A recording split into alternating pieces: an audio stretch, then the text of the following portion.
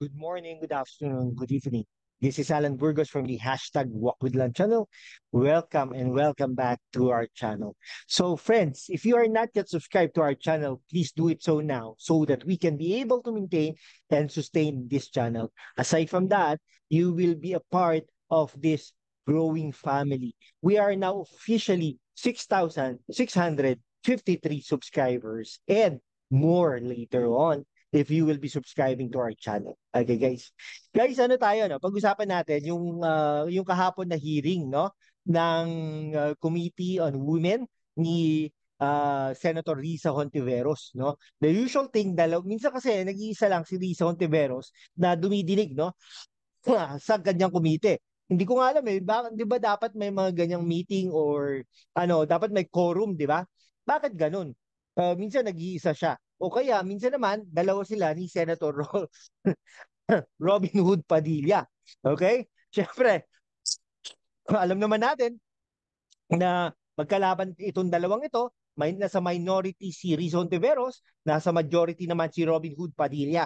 Okay? So minsan tumututol ito at saka talaga buong tapang rin niyang sinasabi at nilalabas ang kanyang mga hinaing, ang kanyang mga pakiramdam, no? Ang kanyang mga opinion, no, sa with regards to the constitutionality or yung mga issues ni Senator Risa Hontiveros. Okay? Ayan. Tapos minsan naglalabas pa yan ng maskara, no? Buong tapang talagang ginagawa niya ang kanyang trabaho. Ngunit ito kahapon talagang inano na, no, na parang napuno na si Risa Ontiveros, no, napuno na siya. Ang sabi niya ay um, talagang ipapaano na, no, papa-aresto na, no, si uh, Pastor Apollo Kibuloy. Okay, yan. Tapos marami pang mga testigo, pero yung ibang mga testigo na witness natin or na-observe natin ay via Zoom, no? Nasa Canada kasi yung mga yan, no? Yung iba, Canada or US, yung mga yan, no? Parang ang testimonya lang ay ma, kinasal, no? Kinasal ang mga miyembro ng KOJC, no, sa Amerika. Okay? So ganun po 'yon, no? Tapos ano, no, iko-contempt na, no? Pag kinontempt na kasi yata ay ipapa-aresto na, no? Yan, ipapa-aresto na si Pastor Apollo Kibuloy dahil dalawang beses nang naghain ng subpina pero talagang binabaliwala at saka hindi inano, no, binabaliwala at parang sinasabi ni Pastor Apollo Kibuloy, bala kayo diyan. Bahala kayo diyan. Parang gano'n ang kanyang mga binabanggit, no? Kaya no, siguro napikon na to si ano, no, Senator Risa Hontiveros, no? Sinasabing dapat takpin na, no? Dapat arestuhin na, no? Kaya may magpapapirma na siya kay Senate President. So, kaya lang biglang tumutol ito si ano, no, si Senator Robin Hood Padilla, tumututol siya sa pag-aresto, no, sa kay Pastor Apollo Kibuloy, no. Sabi niya ay tutol daw siya with due respect, no. Wala naman siyang sinasabing ano, pero with due respect sabi niya. Okay? So, kumbaga, ay talagang ayaw na ayaw niyang arestuhin.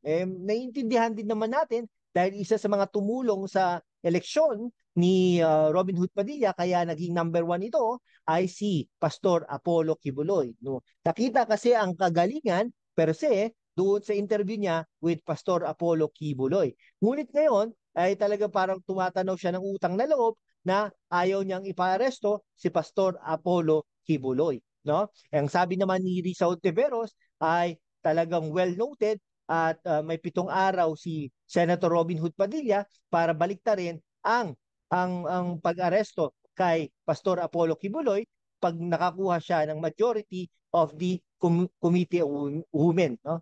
Kaya ang ano natin doon, um, sino yung mga yon, no? Teka, i-search ko lang para ano natin Ayun, okay? Okay, ito Ito, pag-anohin natin, no? So ang ano natin, ang women natin, women, family relations, um, ayan, equality before the law of men, of women and men, no? Okay? Sino bang ano nito, no? Ang chairperson natin ay si Risa Ontiveros, okay? Ang vice chairperson natin ay si Nancy Binay. Alright? Pia Cayetano, Cynthia Villar, yung members ng majority, no? Okay, members ng majority, Pia Cayetano, Cynthia Villar, Grace Po, Amy Marcos, Robin Padilla, Rafi Tulfo, Bongo, JV Ejercito, Mark Villar, no?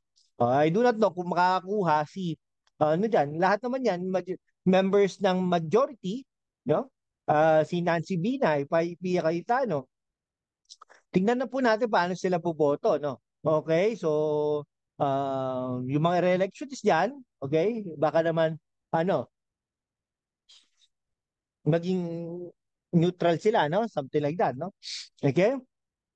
Ayan, tingnan po natin kung sino po ang boboto diyan napapanig kay Robin Hood Padilla versus naman napapanig kay Risa Hontiveros. Pag ito naging majority, baka iakyat pa nila ito sa buong Senado, no? Sa ano yan, Senado. So 24 senators ang magbobotohan, ang ano diyan, magbobotohan at magbabalik-taktakan with regards to that. Okay? Sige po. Hanggang dito na lang po mga kaibigan ko. Maraming salamat. No? So tingin nyo ba tama ba ang desisyon ni Robin Hood Padilla na maging hadlang, no, sa pag-aresto kay Pastor Apollo Kibuloy. So hanggang dito na lang po mga kaibigan ko. Maraming salamat po sa inyo. Kung hindi ka pa nakapag-subscribe, mag-subscribe ko naman. #WalkItLand. Thank you guys. Bye-bye. God bless.